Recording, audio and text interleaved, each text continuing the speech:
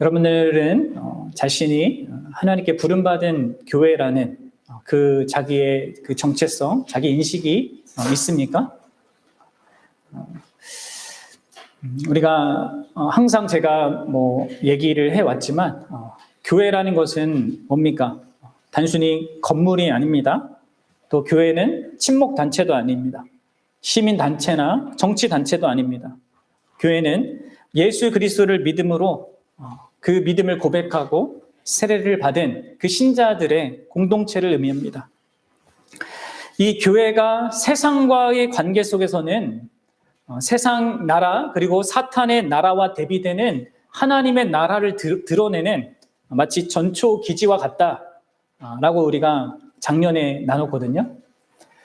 그런데 근본적으로 우리가 세상과의 관계는 그렇고요. 하나님과의 관계 속에서 내적으로 교회는요. 하나님 나라의 가족이라고 했습니다. 여러분 생각나십니까? 교회는 무엇보다도 하나님 나라의 가족입니다. 하나님의 그런 가족 구성원으로 우리가 존재하죠. 그래서 예수님을 믿을 때 하나님의 자녀가 되는 권세를 받게 됩니다. 예수님이 주시는 그 구원, 그 영생의 핵심은 뭡니까? 바로 하나님을 하늘에 계신 우리 아버지여라고 부르는 그 특권을 받아 누리는 것이죠. 하나님을 아버지로 부른다. 그건 무슨 얘기예요? 우리가 나 한 사람이 아버지 하나님의 그 가족이 되었다는 것입니다. 그 이러한 복, 이러한 구원의 복, 영생의 복을 주기 위해서 바로 예수님께서 우리가 함께 읽었던 본문 가운데 두 번째 본문인 이 17장에서 이렇게 기도하신 것입니다. 다시 한번 읽어봅시다. 17장 21절 22절 여러분들 이것을 주시기 위해서 우리 기도하셨고 이것을 주시기 위해서 십자가를 지셨습니다. 보십시오. 같이 읽어봅시다. 시작.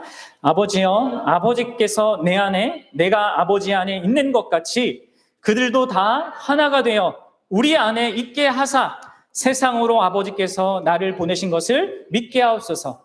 내게 주신 영광을 내가 그들에게 주었사오니 이는 우리가 하나 된 것 같이 그들도 하나가 되게 하려 함이니라. 아멘. 그럼 이 기도를 여러분 어떻게 보십니까? 들으십니까? 성부와 성자가 누리던 그 사랑 안에 우리가 들어가는 겁니다. 이게 구원이죠. 그렇죠? 그리고 그것을 하기 위해서 예수님께서 22절에 뭘 주셨다고 하십니까? 그 영광을 주셨다고 해요. 여기에서 여러분들 우리의 이름이 나왔잖아요. 네? 기억하세요? 그 영광이란 이 영광입니다. 예수님이 주신 그 영광입니다. 예수님께서 하나님께로부터 받은 그 영광을 우리에게 주신다는 거예요. 여기서 말하는 그 영광은 뭐예요? 영광을 생각할 때마다 좀 어려움을 느끼시는 분들이 있잖아요. 근데 여러분 영광이란 것을 생각할 때마다 또 다른 모든 단어가 그렇듯이 문맥에서 그게 무엇을 의미하는지 잘 생각하셔야 합니다. 여기서 얘기하는 영광은 뭡니까?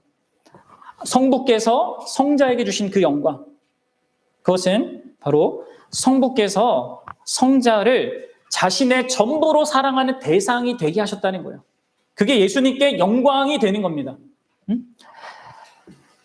성부 하나님께서 자기 아들 예수 그리스도를 자기의 전 존재로 몸과 마음과 뜻과 힘을 다해서 사랑하는 대상이 되게 만드신 거, 그런 대상이 된 거, 그것을 지금 영광이라고 얘기하고 있는 거예요.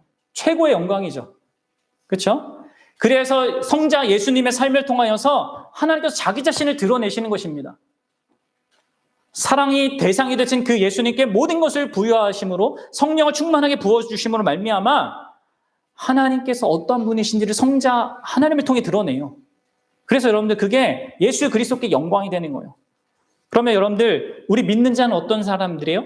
그 예수님으로부터 그 영광을 또 받은 사람들이에요.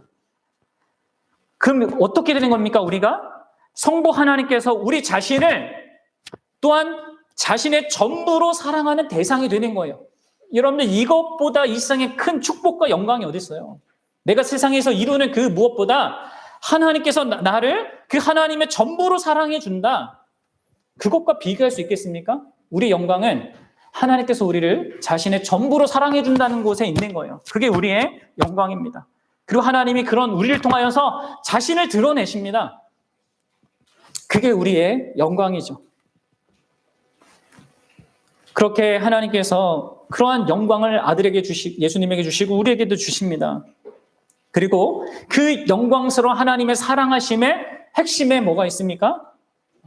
그 핵심에 우리가 읽지 않았지만 쭉 내려가서 끝 구절을 보면 아들이신 예수님에 대한 사랑이 있습니다. 여러분들, 하나님께서 아들을 사랑하는 그 사랑을 우리 안에도 주시는 거예요. 우리를 사랑하시기 때문에 최고의 것을 우리에게 주시는 거죠. 그래서 우리 안에 예수 그리스도에 대한 사랑이 있게 됩니다. 그게 신자이죠. 여러분 어떻습니까? 이게 예수님께서 우리를 위해서 기도하셨고 죽으신 이유였어요. 목적이었습니다. 그리고 바로 이 예수 그리스도의 사랑 때문에, 예수 그리스도를 향한 그 사랑 때문에 여러분들 교회는 하나가 되는 것입니다.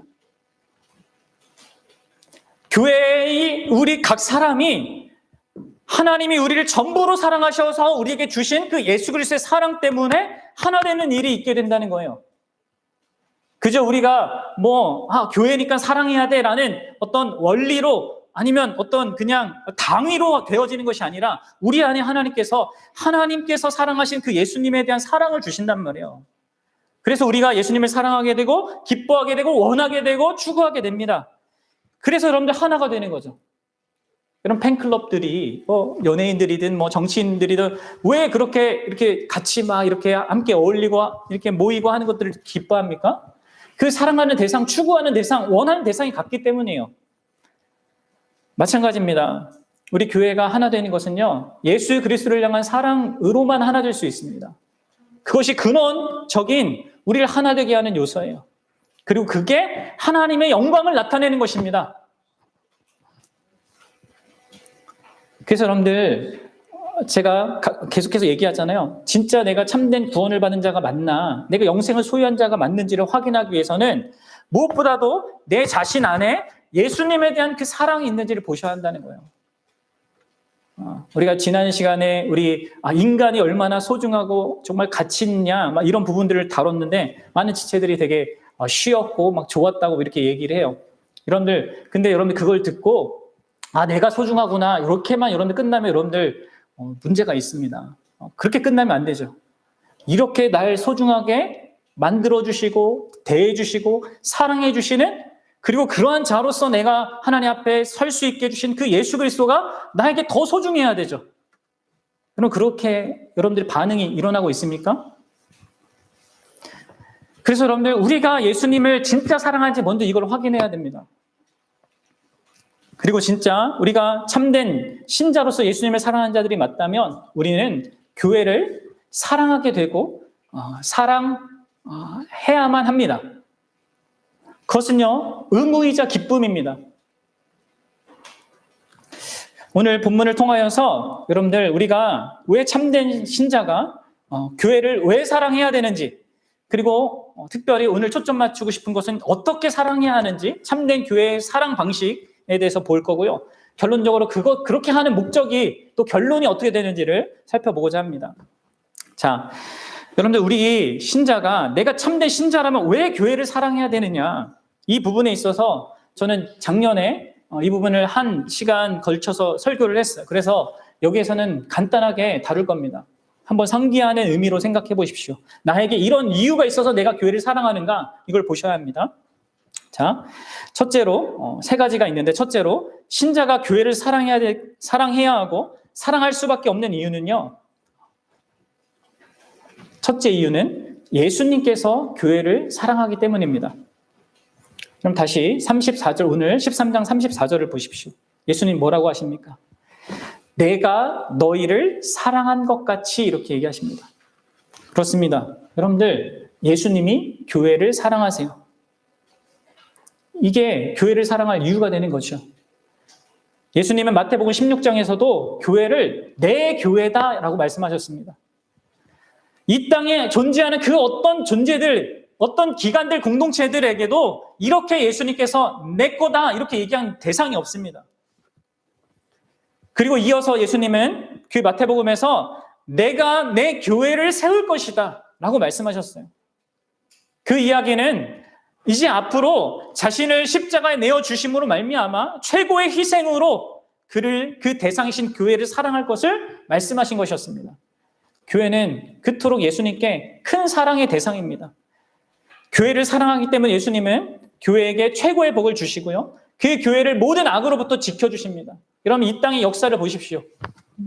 교회가 망가지고 없어지고 사라질 수많은 그런 역사적인 일들이 있었지만 지금까지 교회가 이렇게 살아있지 않습니까? 그 이유가 뭐예요? 예수님 때문에, 예수님께서 그 교회를 사랑하시고 그 교회의 유익을 위해서 온 세상과 역사를 주관하시기 때문입니다. 교회는 지극히 큰 예수님의 사랑의 대상이에요. 그래서 여러분들, 예수님을 사랑하는 우리는 교회를 사랑하지 않을 수 없는 것이죠.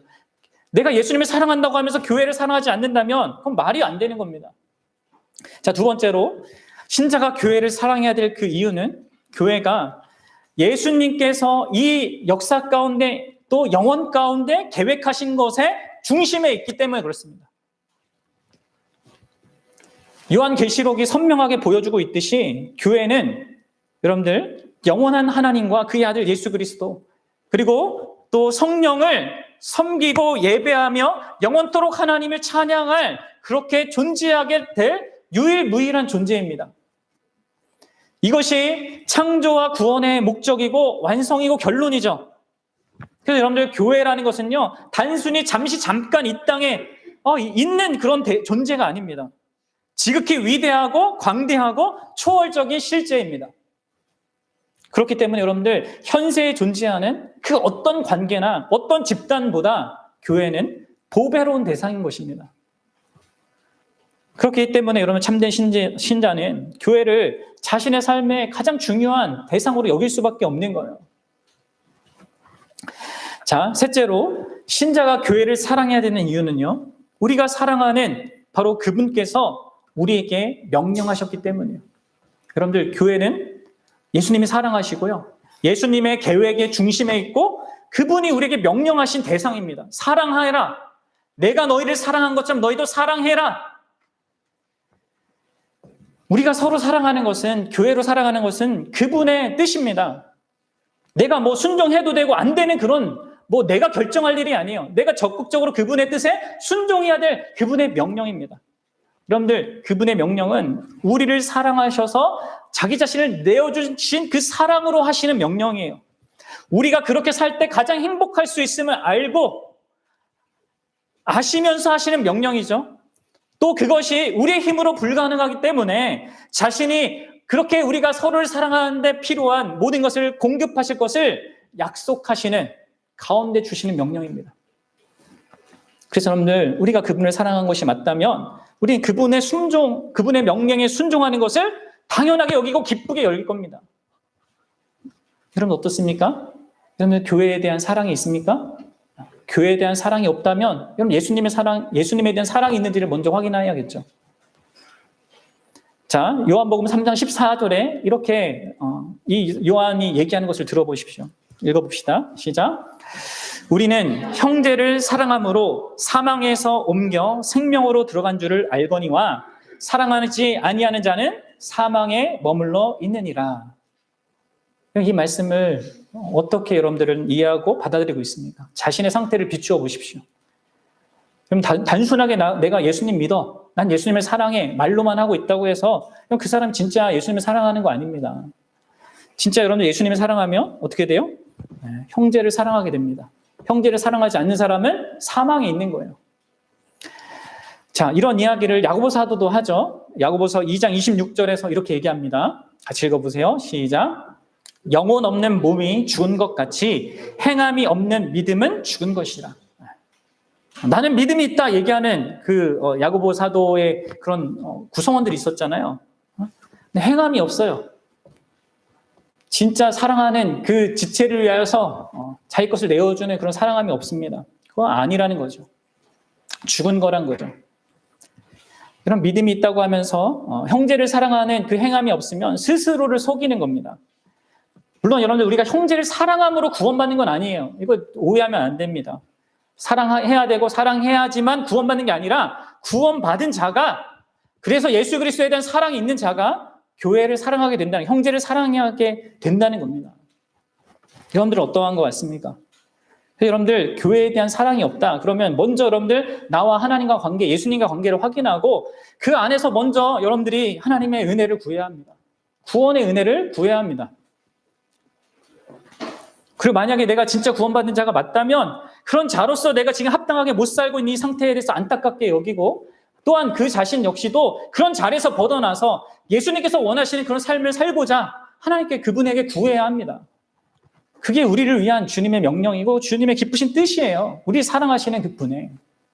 자, 그러면 여러분들 어떻게 우리가 교회를 사랑해야 될까요? 어떻게 우리가 교회를 사랑해야 될까요? 자, 그럼 본문이 우리에게 말해주죠. 요한복음 13장 34절에서 뭐라고 하고 있습니까? 어떻게 사랑하라고 합니까?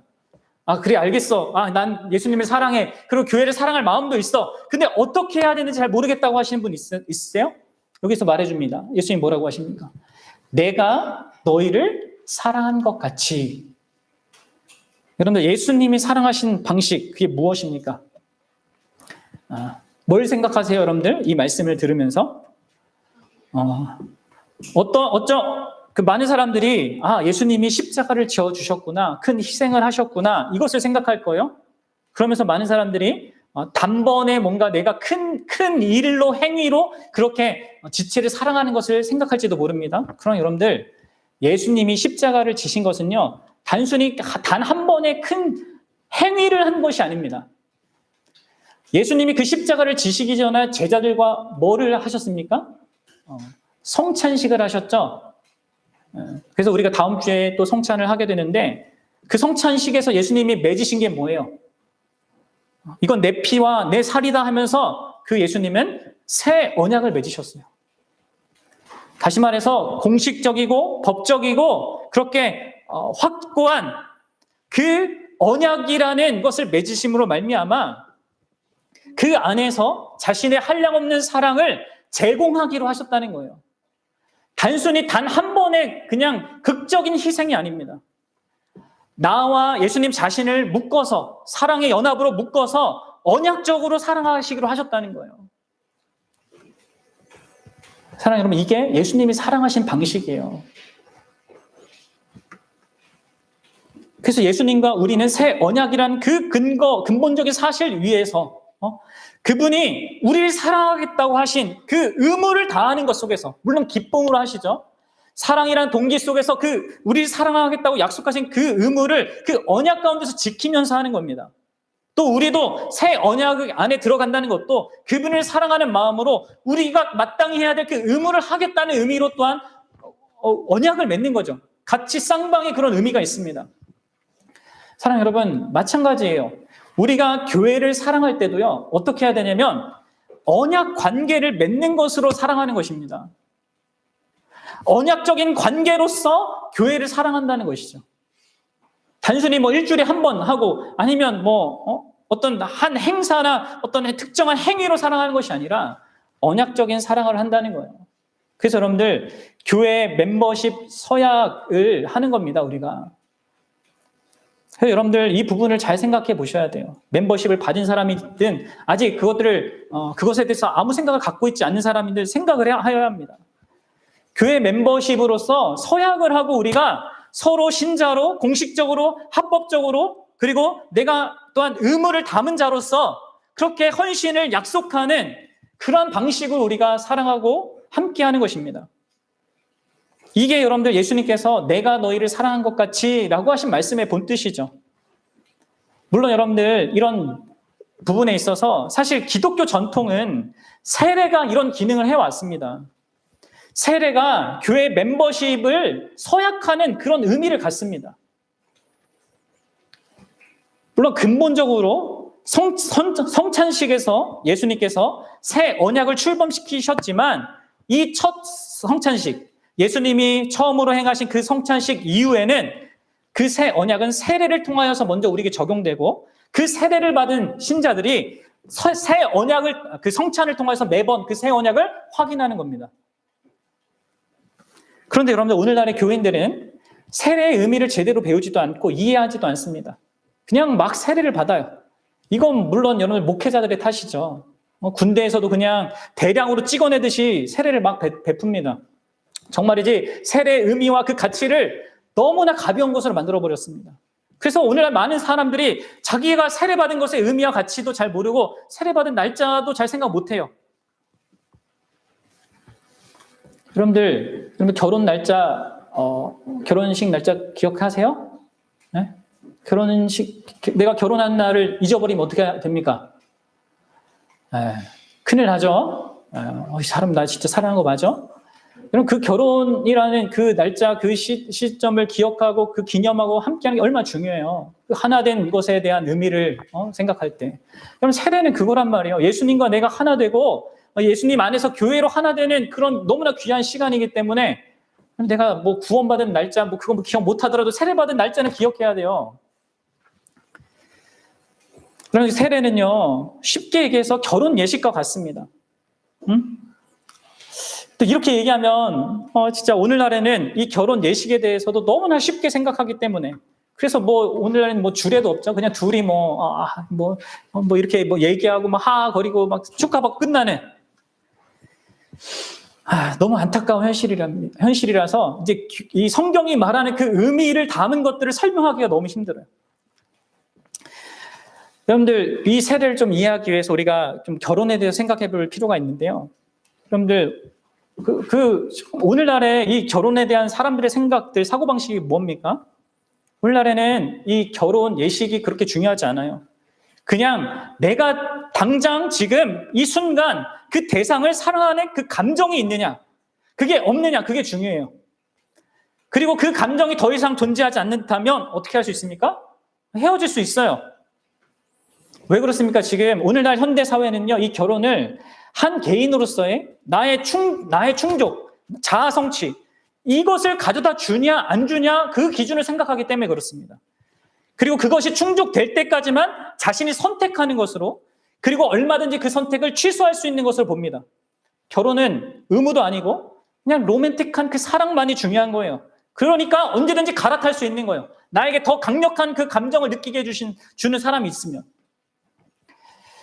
여러분들 이게 오늘날 사회라면 여러분 한편 전통 사회에서는 어땠어요? 결혼은 가문과 가족을 위해 이행하는 의무의 성취였습니다. 로맨틱한 그 사랑, 이 감정은 부차적이고 취사 선택의 문제였고요. 가족의 번영을 위해서, 가문의 영광을 위하여서 난 누구든 그냥 좋은 가문을 보유하고 있는 사람하고 결혼할 수 있고 해야 했습니다. 그리고 그들은 아무리 힘들어도 그 결혼 생활을 참았어요. 그렇죠? 견뎠죠. 가족을 위하여서, 가문을 위해서. 여러분들 이러한 세상이 말하고 있는 뭐 이런 전통 사회나 현대 사회나 이러한 것들은 다 자기 정체성을 어떻게 규정하느냐에 따라서 이런 태도를 보이는 겁니다. 전통 사회에서는 어떻습니까? 내가 속한 공동체가 규정하는 나가 바로 나다라고 이렇게 자신을 이해하는 거예요. 내 가문, 내 가족이 날 어떻게 생각해 주는가, 날 어떻게 인정해 주는가, 그게 중요해요. 그래서 버텼습니다. 그런데 여러분들 현대 사회는 뭐예요? 내가 말하는 내가 바로 나다 이렇게 주장합니다. 이게 우리의 오늘날 젊은이들의 자기 정체성이죠. 내가 날 사랑하는 게 중요해. 내가 나의 감정을 잘 이렇게 영위하는 게 중요해. 라고 해서 쉽게 갈아타는 겁니다. 그런데 여러분들 기독교는 뭐라고 얘기해요? 기독교는 자기의 정체성에 대해서 하나님께서 말씀하시는 바가 바로 나다라고 얘기합니다. 나의 정체성과 그 자존감이 하나님의 사랑의 뿌리를 둔다고 얘기해요. 그래서 여러분들 기독교인은 가족을 위해서 결혼하는 것도 아니고 단순히 자기 자신을 위해서 결혼하는 것도 아닙니다. 내가 사랑하는 그 마음도 중요하고 가족의 뜻도 귀하게 참고하지만 그러나 가장 중요하게 결정적으로 이 결혼이 하나님이 기뻐하시는 것인가? 이것을 생각하죠. 또 이 결혼도 하나님 앞에서 맺는 서약으로 언약으로 생각하는 거예요. 이게 다른 것이죠, 여러분들. 그리고 여러분들 이 결혼이 진짜 결혼이란 게 뭐예요? 결혼 언약 관계 안에 들어가는 거 아닙니까? 사랑을 동기로 하지만 의무가 내포되어져 있는, 내가 이렇게 당신만을 사랑하겠다. 검은 머리가 하얀 팥뿌리가 될 때까지 내가 당신을 지켜주겠다라고 하는 약속까지, 의무까지 포함되어 있는 거예요. 병이 들어도 문제가 생겨도 잘못해도 끝까지 하겠다, 함께 하겠다. 이렇게 서로에게 약속하죠. 사랑의 동기가 되어서 그 의무를 그렇게 약속하는 거예요. 그리고 단순히 서로에게만 약속하는 게 아니라 서로 연약한 존재이기 때문에 그런 의리를 붙들어 달라고 하나님 앞에도 서약을 하는 겁니다.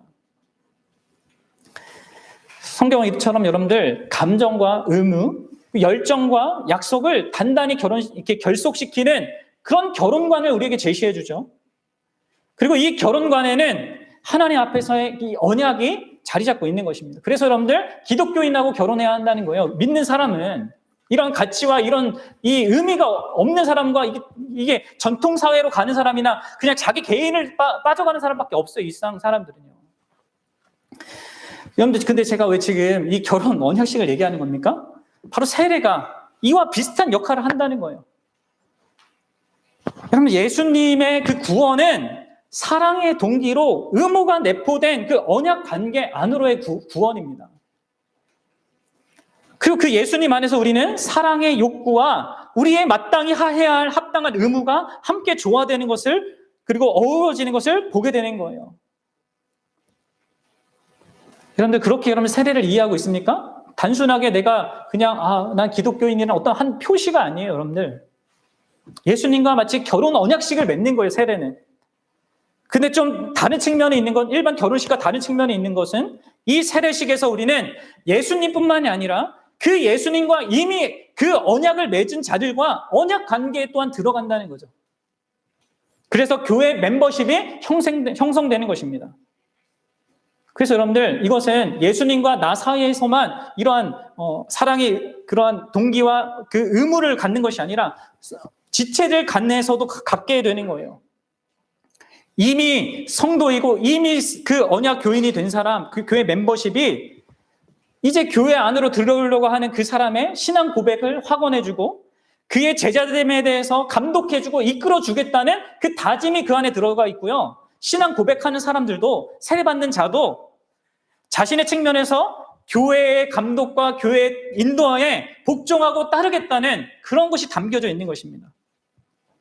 그래서 여러분들 정리하자면 우리가 교회로서 서로 사랑하는 방식은요. 서로 언약 관계로 들어가는 것입니다. 사랑의 동기로 그러면서 기쁜 의무를 이행함으로 말미암아 서로 사랑하겠다고 다짐하는 그런 의미가 되어야 한다는 거예요. 사랑하는 여러분, 그래서 여러분들이 그런 의미로 내가 교회를 생각하고 그렇게 교회를 사랑하고 있는가 생각해 보셔야 합니다. 그리고 여러분들 그렇게 여러분들은 구체적으로 사랑할 대상을 가진 교회가 되셔야 합니다. 그냥 막연하게 나는 그냥 하나님의 교회야 이렇게 하면 여러분들 그것도 자기를 속이는 거예요. 진짜 내가 사랑할 구체적인 대상이 있어야 돼요. 진짜 예수님을 믿고 진짜 그분의 뜻에 순종하기를 원한다면 우리는 지역 교회에 속해서 한 일원이 되어서 언약적으로 서로 사랑하면서 그렇게 해야 한다는 거예요. 그럼 이게 없으면 여러분 어떻게 이 말씀에 순종하겠어요? 여러분 보십시오. 마태복음 18장 17절인데 읽어봅시다. 시작. 만일 그들의 말도 듣지 않거든 교회의 말하고 교회의 말도 듣지 않거든 이방인과 세리와 같이 여기라. 여러분 교회에서 지금 이 죄를 범한 형제가 출교를 당할 수 있는 그 상황을 얘기하는 거거든요. 그럼 이게 한 교회에 내가 한 지체 진짜 언약 멤버가 아니면 아무 의미 없는 거예요. 순종되어질 수 없는 겁니다. 그렇죠? 그리고 디모데 전서 5장 17절에도 이런 말씀이 있습니다. 읽어봅시다. 시작. 잘 다스리는 장로들은 배나 존경할 자로 알 때 말씀과 가르침에 수고하는 이들에게는 더욱 그리할 것이니라. 그럼 이 말씀은 어떻게 순종할 겁니까? 내가 구체적으로 섬기고 사랑하고 언약적으로 맺어서 나의 의무를 감당해야 될 교회가 없다면 여러분들을 가리키고 여러분들을 섬기는 이 지도자들에게 순종할 수 있는 그런 게 없잖아요. 여러분들 이러한 모든 것들이 내가 입으로는 하나님을 믿는다고 시인하면서 이런 것들을 할 수 있는 그런 자리와 상황과 여건이 없다면 행위로 부인하는 자들이 되는 겁니다. 이런 참된 모든 신자들은 교회와 언약적인 관계 안으로 들어가서 사랑의 동기로 또한 거룩한 의무를 행함으로 그렇게 구체적인 대상을 사랑해야 합니다. 그럼 여러분들 여기서 간단하게만 이 언약적인 관계로 교회를 사랑한다는 것이 구체적으로 뭔지 간단히 세 가지만 보고 가겠는데요. 자, 첫째로 이거는 여러분들이 결혼 관계를 생각해 보면 돼요. 언약 관계 안에서 교회를 사랑한다는 것은요, 그 교회의 대상을, 구체적인 교회의 대상을요, 특별히 구별되는 대상으로 여기는 겁니다. 그리고 그러한 대상으로 사랑하는 거예요. 여러분, 우리 주변에, 내 주변에 나와 관련된 다양한 그룹들이 있잖아요. 모임들이 있잖아요. 단체들이 있잖아요. 그것과 내가 언약 관계를 맺은 교회는요, 다릅니다. 특별해야 됩니다. 특별한 대상으로 교회를 사랑해야 한다는 것이죠. 그래서 사도 바울은 갈라디아서 6장 10절에서 이렇게 말합니다. 함께 읽어봅시다. 시작. 이러므로 우리는 기회 있는 대로 모든 이에게 착한 일을 하되 더욱 믿음의 가정들에게 할지니라. 여러분들 신자는 모든 사람을 사랑해야죠. 그러나 믿음의 가정에게는 더 해야 합니다. 특별한 대상이기 때문에. 저는 세례를 통하여서, 교회 서약을 통하여서 우리는 이런 사실을 고백하고 실천할 것을 다짐하는 거예요. 그리고 두 번째로 언약 관계로 사랑한다는 것은요, 언제나 상대방의 유익을 먼저 구한다는 것을 의미합니다. 그러면 결혼하는 그 남녀가 어떻게 해요? 먼저 서로를 생각하잖아요. 그렇죠? 자기 생각합니까? 그렇게 해서는 결혼 못하죠? 이 사람이 진짜 자기보다 날 사랑해 주는구나. 이거 할 때 결혼에 들어가는 거잖아요. 마찬가지입니다. 이 언약 관계 안으로 들어간다는 것은 내가 함께하고 있는 구체적인 그 언약 관계 속에 있는 사람들을 정서적으로나 경제적으로나 어떤 정신적으로나 그들에 대해서 먼저 그들의 유익을 구하는 것으로 사랑하는 것입니다. 그래서 여러분들 고린도 후서 8장에 보면 마게도니아 교회가 어떻게 다른 교회를 사랑했는지 이렇게 보여주고 있어요. 그들이 너무 가난했습니다. 돈이 없었어요. 너무 가난했어요. 근데도 불구하고 자기가 있는 것을 다 내어서 다른 교회를 사랑했어요. 한번 보십시오. 읽어봅시다. 시작. 형제들아, 하나님께서 마게도니아 교회들에게 주신 은혜를 우리가 너희에게 알리노니 환난의 많은 시련 가운데서 그들의 넘치는 기쁨과 극심한 가난이 그들의 풍성한 연보를 넘치도록 하게 하였느니라.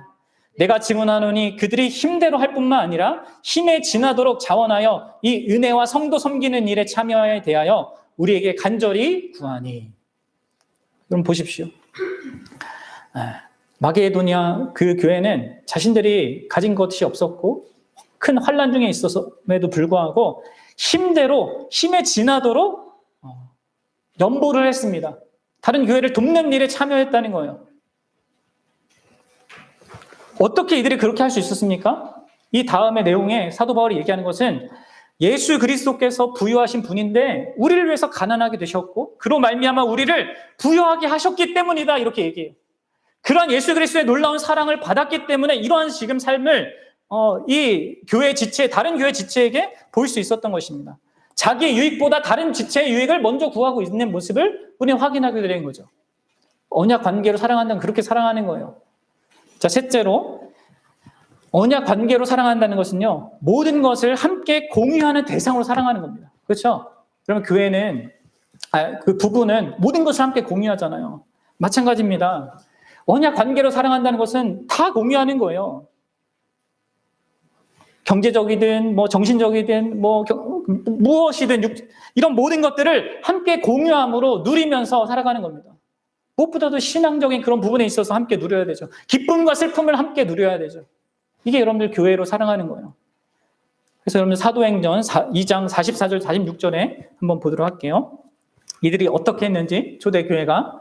자, 읽어보겠습니다. 시작. 믿는 사람이 다 함께 있어 모든 물건을 서로 통용하고 또 재산과 소유를 팔아 각 사람의 필요를 따라 나눠주며 날마다 마음을 같이하여 성전에 모이기를 힘쓰고 집에서 떡을 떼며 기쁨과 순전한 마음으로 음식을 먹고. 집에서 떡을 떼고 얘기했다는 것은 예배드리고 성찬했다는 거예요. 그러니까 영적인 부분만 아니라 그 모든 삶의 영역들, 이런 모든 것들을요, 교회는 다 공유했습니다. 그럼 예수님께서 어떻게 사셨는지를 보세요. 제자들과 어떻게 하셨습니까? 이러한 모든 것을 공유하는 것 가운데, 기쁨과 슬픔과 분노와 아픔까지 다 공유하는 것 가운데 제자들과 함께 하셨죠. 마찬가지죠, 여러분들. 우리는 이 인생을 살아가는 동안에 하나님께서 허락하신 이 교회 공동체로 그러한 자로 살아가는 것입니다. 그래서 여러분들, 이게 자신에게 있어야 돼요. 구체적으로 있어야 됩니다. 참된 신자는. 사실 이게 결혼 언약 안에서 누려지는 것이죠. 근데 그거의 확장이에요, 사실 교회는. 여러분, 그렇다고 해서 여러분들 이것을 오해하면 안 됩니다. 이렇게 내가 교회를 사랑하고 섬기고 교회로 하나 되고 모든 것을 공유하고 이렇게 누리는 이게 나의 일반적으로 주어진 나의 가족이나 나의 삶과 이런 모든 것들을 소홀히 하거나 그것들을 다 무너뜨려야 된다고 얘기하는 것은 아닙니다. 그런 요구를 들으면 그것은 이단이 하는 거죠. 아니, 여러분들, 교회의 이런 관계는요, 교회의 그 언약적인 관계는 우리의 삶의 모든 관계를 든든하게 하고 그것을 정말 올바르게 영위하게 하는데 중요한 기초가 되는 거예요. 그런 의미에서 여러분들 우리 교회로서 이렇게 언약적인 관계로 사랑하는 거고요. 그것이 기반이 될 때 내가 믿지 않는 가정에 있는 구성원도 더 사랑할 수 있고 또 내가 만나는 어떤 나의 지인들, 직장에서의 모든 관계들, 거기에서 나의 역할들을 잘 감당할 수 있게 되는 것입니다.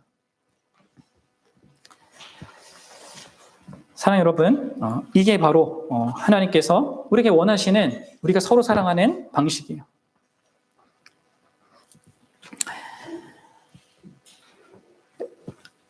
자, 그러니까 서약 교인으로 다짐한 자들은 자신들이 지금 어떠한 방식으로 이렇게 교회를 생각했고 또 사랑했는지를 돌아보십시오. 그리고 정말 예수님이 날 사랑한 것처럼 나도 교회를 사랑하고자 하는가? 그것을 돌아보십시오. 그게 없으면 그럼 먼저 여러분들 구원의 은혜를 구하십시오.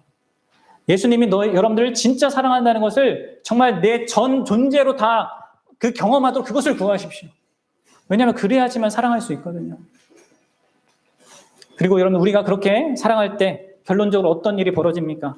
13장 35절입니다. 같이 읽어봅시다. 13장 35절. 시작. 너희가 서로 사랑하면 이로써 모든 사람이 너희가 내 제자인 줄 알리라. 네, 그렇습니다. 우리가 서로 사랑하면 어떤 일이 벌어집니까? 모든 사람이 알 정도로. 그 얘기는 나 자신도 안다는 거죠. 내가 진짜 구원받은 하나님의 자녀가 맞구나. 나는 진짜 내 안에 예수 그리스도에 대한 사랑이 있는 게 맞구나. 이것을 나도 확인하고 내 주변에 있는 사람도 확인하게 된다는 거예요. 우리가 이렇게 언약적으로 교회를 사랑할 때 진짜 참된 예수님의 사랑이 우리 안에 있음을 확인하게 되는 것입니다. 여러분, 우리는 세상이 볼 수 있는 방식으로 교회 안에 형제 자매를 사랑해야 합니다. 이게 참된 그리스도인의 표지예요. 세상 앞에서 지녀야 한다고 하나님께서 주신 표지란 말이에요. 그리고 그것이 우리가 예수님의 제자임을 드러내는 거고요. 그리고 그 예수님의 제자임을 드러낸다는 것은 결국 뭐예요? 단순히 나만 확인하는 게 아니죠. 뭘까지 확인하는 겁니까? 그 예수님이 계시다는 게 드러나는 거죠. 다른 세상의 조건으로는 전혀 사랑할 것이 없는 우리잖아요. 여러분들 보십시오. 우리가 이 예수님이 아니면 어떻게 만날 수 있는 사람들입니까? 단순히 무슨 같은 어떤 지역에서 혹은 그 혈연 가족도 아니고 다 서로 원래는 예수님이 아니었으면 몰랐던 우리가 어떻게 서로를 향하여서 이런 언약적인 사랑을 베풀 수 있겠냐는 거예요. 그게 뭘 증거해줘요? 예수 그리스도의 존재를 증거해주는 거예요, 세상 가운데. 그래서 여러분들 그 24장, 그 24절 그 앞에 보면 뭐라고 되어 있어요? 하나님께서 예수님을 보내신 것이 드러난다고 하죠. 이게 가장 중요한 겁니다. 우리가 서로 사랑해서 우리끼리 행복하고 우리끼리 즐겁고 우리끼리 막 기쁜 그게 중요한 게 아니라 이러한 사랑으로 말미암아 진짜 하나님이 예수님을 이 땅에 보내셨구나. 우리가 사랑하는 그 예수님이 드러납니다. 내가 확인받는 것을 넘어서서 우리가 사랑하고 우리가 마땅히 정말 영광 돌려야 되는 그 예수님의 그 영광이 드러난다는 거예요, 실제로. 어떻게 할 때요? 우리가 언약적으로 서로 사랑하는 교회가 될 때. 사랑 여러분, 세상에 모든 사람들에게 예수님이 필요하죠?